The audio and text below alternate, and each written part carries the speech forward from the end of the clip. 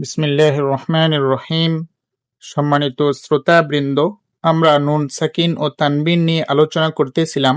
তারই ধারাবাহিকতায় এই পর্বে আমরা নুন সাকিন ও তানবিনের বামে 4 হরফ আসলে গুণনা হয়, সেই 4 হরফে তাসদিদ হয়, নুন সাকিন বাদ যায় ও তানবিন থেকে একটা জবর জের পেশ বাদ যায়। 4টি হরফ হলো মিম, নুন, ওয়াও, ইয়া।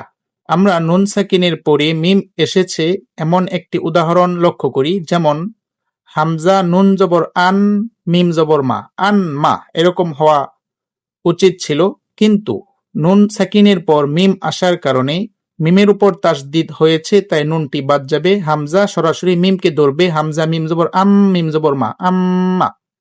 2 নম্বর উদাহরণ নিচে দেখেন, হামজা নুন জবর আন, এরপরে নুন এসেছে, তাই নুন সাকিনটা বাদ যাবে, নুনে তাসদিদ হয়েছে আন্না। এরপর দেখেন হামজার উপর 2টা জবর রয়েছে, এরপর ওয়াওয়ের উপর তাসদিদ রয়েছে, তাই হামজা ওয়াওকে ধরবে, 2 জবর থেকে একটি জবর বাদ যাবে, হামজা ওয়াও জবর আউ, ওয়াও জবর ওয়া, আউয়া।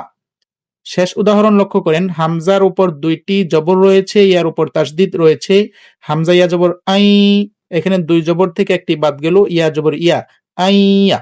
এটার নাম ঈদগামে বা গুন্নাহ বলে। বিশেষ দ্রষ্টব্য হলো, জজম যুক্ত হরফের পরের হরফে তাসদিদ যুক্ত হলে তখন জজম যুক্ত হরফটা বাদ যাবে, উচ্চারিত হবে না। তাহলে আমরা এই পর্বে জানতে পারলাম নুন সাকিন ও তানবিনের বামে মিম, নুন, ওয়াও, ইয়া এই 4 হরফ আসলে গুন্না হয় এবং 4 হরফে তাসদিদ হয়, নুন সাকিন বাদ যায় এবং তানবিন থেকে একটি বাদ যায়। আর এই গুন্নার নাম হলো ঈদগামে বা গুন্না।